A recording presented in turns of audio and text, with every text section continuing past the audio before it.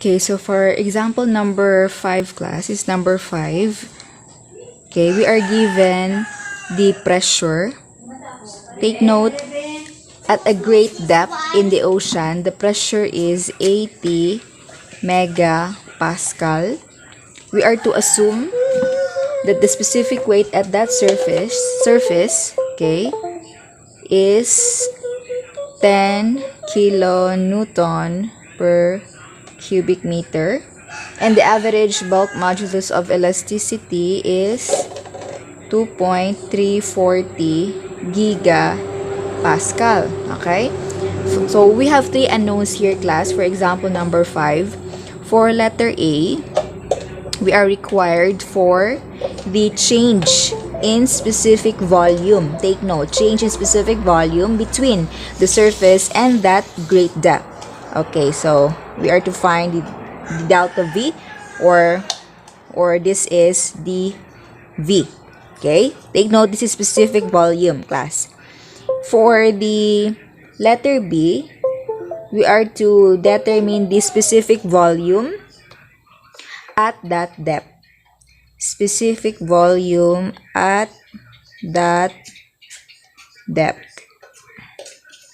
And for letter C, the specific weight at that depth. At that depth. Take note, class, the depth or the depth or yung lalim ng ocean is not specified. Okay, so let us imagine that this is the surface. Okay, this is the surface, and the depth that he is trying to say is this part. Let's say, for example, let's say this is the depth. Okay, so according to the given, at that depth here, the pressure is 80. Okay, 80 megapascal, and at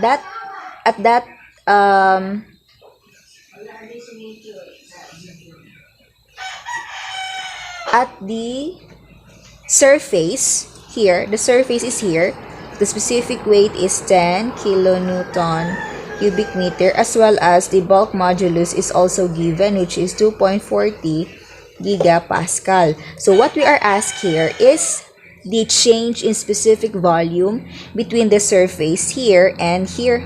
Okay, so change in volume. So in order for us, class, to determine the change of volume, so we may be able to solve to use the formula of the bulk modulus of elasticity, right? So if we know the change in pressure, we just divide it with the change in volume divided by the negative there. Okay, or the dV over V. Okay, or the dP, or if you know, this is the formula dP negative dV over V. Okay, so if we know the change in pressure and the specific volume at that point, and the elastic or the bulk modulus of elasticity, so we'll be able to solve for the change in specific volume. Okay, so let us first analyze. Okay, so the pressure is 80 megapascal, which is, take note, class, is the pressure already at that depth, right? At the depth already. So how are we going to determine the pressure? Okay, if we could recall, class, specific volume. Okay, specific volume is simply what? The reciprocal of our specific weight. Right? Is it correct? It's the specific, density rather. I'm sorry. The reciprocal of the specific volume is the density. Okay? Now, recall that density is specific weight over acceleration due to gravity. So therefore, you'll be able to solve for the value of specific volume by G over specific weight. So since we have already here the value of specific weight at this point, so we may be able to determine the specific weight at this point. Are we right? Yes. So substituting class. So since our specific weight here is in SI, so we will be using 9.81 meter per square second, and your specific weight 10 kilo is 1000 Newton per cubic meter. There. So using your calculator, what will be the value? So 9.81 here, 9.81 over 10,000. We have 9.81 times 10 negative 4. And what would be the unit, class? Take note, the unit will be in what? Here, specific volume. So this will be, take note, meter per square second. So this is cubic meter over Newton. So this Newton is kilogram meter per square second. So what will happen is, your meter, okay, let us see. So this will happen, kilogram meter per square second. So this will,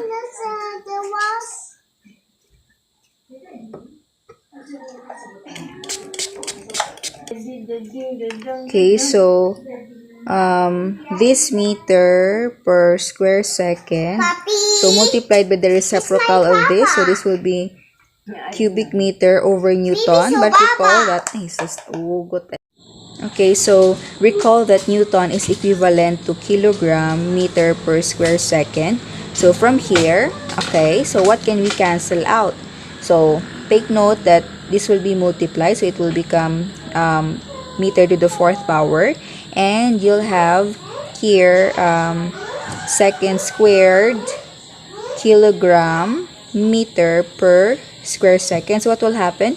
Your second squared here will cancel out, and so you'll have your meter cancelled also here. So this will be cubic meter only, and you'll have a unit meter cube or cubic meter per kilogram. Okay, so this is the unit of specific volume. Okay, so going back to the equation, so this will be cubic meter over kilogram. Okay, so this specific volume is what we will substitute here. Okay, again, this is our target, so we still need the value of your pressure. So how are we going to determine that? Now take note, class, that the pressure at the surface, okay, here's our surface, this is our surface. Take note that the pressure at the surface is always 0. Okay, always remember that. When you are at the surface, the pressure, there is no pressure. But as you go deeper, okay, the pressure is getting higher or increasing. That's why at this depth, the value is 80 megapascal. So in order for us to determine the change in pressure from the surface to that depth, so we simply subtract pressure here minus 0, or that is 80 megapascal. Okay? So 80 megapascal is our change in pressure. So since given also the bulk modulus of elasticity, so we will proceed with the formula here. So substituting, okay, so let us first rearrange the formula.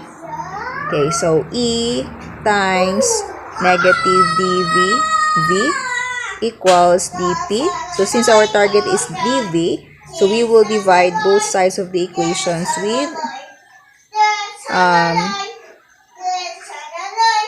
negative E over V. Can you follow? Negative E over V. Kasi ito, negative E over P. Ayan. So, substitute tayo. So, the change in P, this is dP. Okay? Can you follow? This is 80 megapascal while our bulk modulus of elasticity is 2.340 giga. How much is giga, class? Giga is times 10 raised to positive 9. By the way, let us write this whole. Mega is times 10 raised to 6 Pascal, while this one times 10 raised to 9 Pascal. Okay, all over your specific volume here, which is this one. Okay, so we'll have 9.81 times 10 negative 4 cubic meter over kilogram. Can you see it? Okay, so using your calculator, class, your change in volume, okay, is, we have 80 mega there, divide, so we'll use fraction here. We have negative, don't forget the negative here, class. So negative 2.340 times 10 raised to positive 9 divided by 9.81 times 10 raised to negative 4. Okay? And therefore, the change is negative 3.354 times 10 negative 5. And what will be the unit, class? What will be the unit in the change of specific volume? Okay, so as you can see here, okay, as you can see, observe here, I'm sorry, you cannot see it, this one. Okay, as you can see here, this Pascal can be cancelled out, and this unit meter, cubic meter over kilogram will go up. So the unit will be cubic meter over kilogram. Okay, so this will be, class, the answer for the change in volume. Okay, or the DVS. Okay, so that's the solution for letter A. Kindly screenshot. Okay, so for letter B, okay, for letter B, unknown is the value of our specific volume at that depth. Take note. Earlier, we have solved for the value. What was it again? The value is, do we have the value here earlier? Yeah. The value is, what was that again? 9.81 divide. Yeah, the value earlier of V sub S is 9.81 times 10 negative 4 over kilogram. Okay? So that's the specific volume at that depth, at the surface rather. Now, the question for letter B is the specific volume at that depth, which means at this point. Let's name this as VS2. Okay? So, since we have solved earlier, class, the change in volume, what was that again? It's negative 3.354 times 10 negative 5 per kilogram. So, what we will do is, using the formula of change in volume, so VS2 minus VS, which is, this is the specific volume at that depth, and this is the specific volume at the surface. So all we have to do is subtract it to determine the change in the specific volume. Okay, so substituting, class. So since our target is this VS2, or the specific volume at that depth, so we will just simply add your change in volume to your specific volume at the surface. So substituting, you have negative 3.354 times 10 negative 5 plus your VS, which is 9.81 times 10 negative 4. Okay, can you follow? So from here, we'll be able to solve for the specific volume at that depth. So let us name this as VS2. Ayan. So, We have negative 3.354 times 10 raised to negative 5 plus 9.81 times 10 negative 4. Okay. So you'll have 9.4746 times 10 negative 4. And that is our answer for our letter B. Please, class, if I have error here in solving, kindly inform me. Kindly comment it. Okay? Okay, how about for letter C? For letter C, we're asked for the specific weight at that depth. Okay, at that depth. So, of course, to solve for this, we will use values that are only here. Okay, so recall, this is for letter B rather. Recall that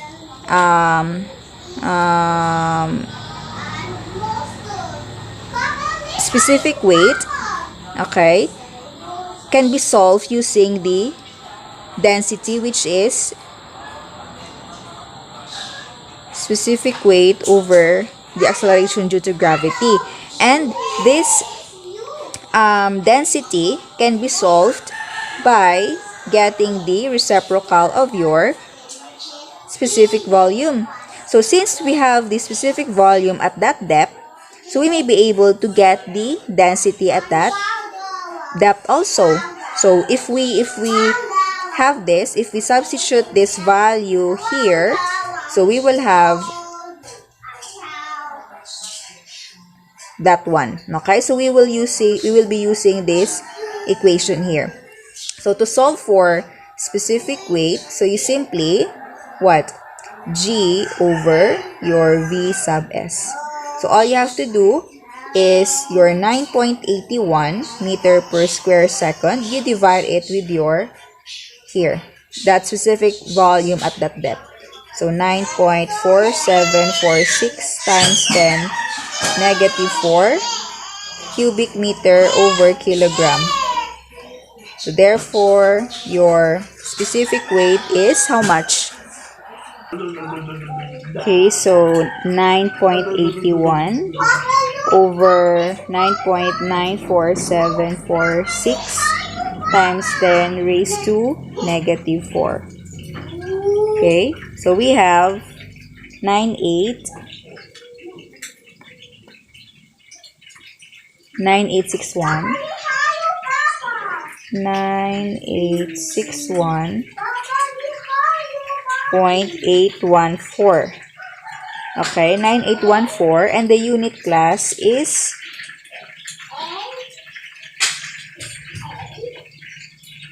here. So specific weight is 9861.814, and the unit class is what? So what will happen here? So the unit will be, let us analyze, okay? So we have meter per square second here, this one, and then divided by meter cube over kilogram. So that would be kilogram meter cube. So what will happen here? This will become squared. So this will become, what will be the unit here? This will be Newton per cubic meter, right? Because we shouldn't cancel it because this is meter, so this quantity here is Newton and this is cubic meter. So that's it, class. That's the answer for letter C. Okay, so again, if there's some error in our computation, kindly inform me.